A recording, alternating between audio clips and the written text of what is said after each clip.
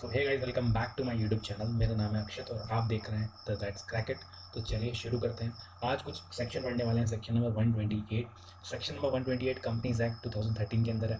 ये में हम जो पढ़ रहे हैं वो पढ़ रहे हैं कंपनी ऑडिट 2। कंपनी ऑडिट 2 के अंदर एक सेक्शन है जो कि है सेक्शन नंबर 128।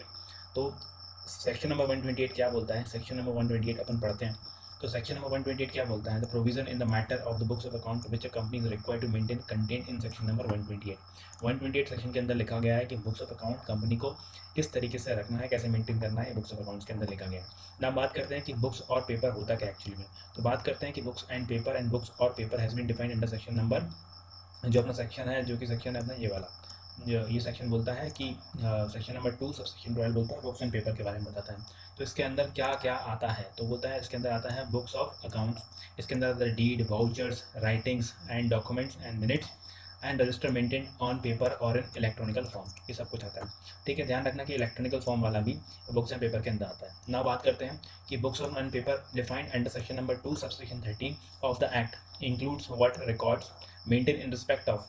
फिर बोला गया कि क्या क्या ये चार चीज़ें हैं, चार चीज़ों को आपको ध्यान में रखना है क्या क्या आता है। तो पहला बोला गया कि all sum of money received and expended by a company. फिर बोलता है all sales and purchases of goods and services by the company, assets and liabilities and item of cost as by president section number 148। 148 आपको पता होगा cost record है। Now इसमें मतलब आपको क्या लिखना है बुक्स ऑफ अकाउंट के अंदर? एक्चुअली में जो आया और जो गया, जो खरीदा, जो बेचा, एसेट्स एंड लाइबिलिटीज और आइटम ऑफ कॉस्ट, मतलब जो भी खर्चे वगैरह हैं। नाउ आगे बात करते हैं सेक्शन नंबर 128 के कुछ प्रोविजंस, इसको समराइज में कुछ लिखा गया है। नाउ बात करते हैं maintenance of books of account. Section number 128 subsection 1 कुछ बोलता है। इसके अराउंड सेवन सबसेक्शंस हैं, तो अपन सारे अलग अलग पढ़ेंगे। नाउ बात करते हैं कि maintenance of books of account. Maintenance of books of account क्या बोलता है कि requires every company to prepare and keep at its registered office books of account and other relevant books and paper of financial statement for every financial year which give a true and fair view of the state of affair of the company, including that of its branch office, and if any, explain the transaction affected both at the registered office and its branches, and such books of account are required to be kept on accrual basis according to the double entry system. तो simple ये बोला गया जिस तरीके से अपन accounting करते हैं वो बुक्स को मेंटेन करना है। सेक्शन नंबर 128 सब सेक्शन 1 के अकॉर्डिंग आपको कहाँ रखना है? रजिस्टर्ड ऑफिस पे रखना है। ठीक है, कोई भी जितनी भी रिलेवेंट बुक्स हैं, पेपर हैं, सबको रजिस्टर्ड ऑफिस पे रखना है। इसके बाद आपको अपनी जो ब्रांचेस की बुक्स हैं, ब्रांचेस की जो फाइनेंशियल स्टेटमेंट्स होंगे, उन सबको भी आपको रजिस्टर्ड ऑफिस पर रखना है। नाउ आगे बढ़ते हैं कि प्लेस क्या हो सकता है। तो प्लेस बात करते हैं अभी। प्लेस की बात करते हैं, prepare and keep at its books of accounts. ठीक है ना, प्लेस क्या हो सकता है? तो प्लेस बोलता है द कंपनी में आल्सो कीप ऑल और any of the books of accounts at any other place. तो बोला गया कि आप अलग जगह पे भी रख सकते हो, पर बोला क्या गया as the board of director में डिसाइड। तो बोर्ड ऑफ डायरेक्टर बताएंगे कि कहाँ रखनी है, वो डिसाइड कर सकते हैं कि कहाँ रखनी है। Now in such a case the company should file with the ROC a notice in writing and giving full address of that with in 7 day of the board decision. Board decision के 7 days के अंदर आपको, जैसे आपने decide कर लिया कि अपनी बुक्स हम यहाँ रखने वाले हैं या जिस सिटी में रखने वाले हैं, उसका फुल एड्रेस के साथ आपको 7 दिन के अंदर अंदर जो अपने बोर्ड ऑफ डायरेक्टर, जो अपने आरओसी है, आरओसी को बताना है। नाउ ये थर्ड पॉइंट है। थर्ड पॉइंट बोलता है electronical form of books of account. Second proviso to section number 128 subsection 1 read with the companies rules 2014 allow company to keep its books of accounts और other relevant paper in electronic mode. तो क्या बोला गया कि जितने भी books of accounts हैं, अपन ने जो बुक्स ऑफ अकाउंट्स जो अपन ने ऊपर देखा, ये क्या होते हैं बुक्स ऑफ अकाउंट्स, वो उनको अपन इलेक्ट्रॉनिकल मोड में रख सकते हैं। How ever the books of account and other relevant books and paper maintain in electronical made shell comply with the following condition.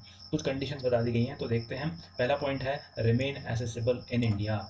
Remain accessible in India, ठीक है, इस point को डिस्क्राइब करने की जरूरत नहीं है, एसेसिबल होना चाहिए, सिंपल। इसके बाद बोला गया retained completely in the format in which they are originally generated, sent और रिसीव्ड। तो ये पॉइंट भी एकदम इंपॉर्टेंट, मतलब एकदम ये ध्यान में रखना आपको, ये इंपॉर्टेंट क्वेश्चन है। उसके बाद फिर बोला गया, पहला बोला गया एसेसिबल होना चाहिए, दूसरा बोला गया जैसा है वैसा ही रहना चाहिए। फिर बोला गया कि shall not be altered and shall be kept in manner where it shall depict whether what was originally received from the branches। तो बोला गया कि अल्टर नहीं होना चाहिए, और बोला गया जैसा ओरिजिनली रिसीव्ड हुआ है ब्रांचेस से, उसको उस तरीके से कैप्ट रखना है इन अ मैनर, मतलब जैसा था वैसा ही रखना है ना। इसके बाद बोला गया the information in the electronic record of the document shall be capable of being displayed in legible form. Now इसके बाद आगे बात करते हैं कि proper system for storage, retrieval, display or printout of the electronic record as the audit committee, if or the board may deem appropriate, and such record shall be disposed of and rendered unusable unless permitted by law. Now इसके बाद propane बोलता है the backup of the books of accounts and other books and paper of the company maintained in electronical mode, including at a place outside India, if any, shall be kept in server physically located in India on a periodic basis. तो backup वगैरह रखना है आपको, simple है ना. ना आगे बढ़ते हैं. The company is required to intimate to the registrar on an annual basis at the time of filing of financial statement. तो बोला गया कि भाई अगर आपने इलेक्ट्रॉनिकल मोड में रखा हुआ है तो आपको आरओसी को बताना होगा एनुअल बेसिस पे कौन सर्विस प्रोवाइडर है. इसके बाद बोलता है अपना आईपी एड्रेस बताना पड़ेगा, क्या आईपी एड्रेस है. फिर सर्विस प्रोवाइडर का आईपी एड्रेस बताना पड़ेगा, क्या लोकेशन है. इसके बाद बोला गया where the books of account and other books are maintain on cloud, such address as provided by the service provider. Cloud वगैरह पे दिया हुआ है तो आपको सर्विस प्रोवाइडर का एड्रेस वगैरह बताना होगा. नाउ आगे पढ़ते हैं जो कि है point number fourth. Point number fourth क्या बोलता है, proper books of account in relation to a branch of the company. In case company has a branch office in or outside India, it shall be deemed to have comply with the provision of section number 128 subsection 1, if proper books of account relating to the transaction affected at the branch office in India or outside India are kept at the branch office. Proper summarized return periodically are sent by the branch office to the company at its registered office or the other place as decided by the board of director. तो क्या बोला गया कि एक branch है जो कि India में है या इंडिया के बाहर है, तो हम मान लेंगे सेक्शन नंबर 122 को कंप्लाई कर दिया अगर वही सब काम करें. पहला बोला गया proper books of account relating to the transaction effected at the branch office in India और outside India are kept at the branch office.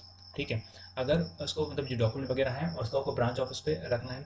इसके बाद समराइज रिटर्न पीरियडिकली आपको ब्रांच ऑफिस को सेंड करना पड़ेगा रजिस्टर्ड ऑफिस पर, है ना.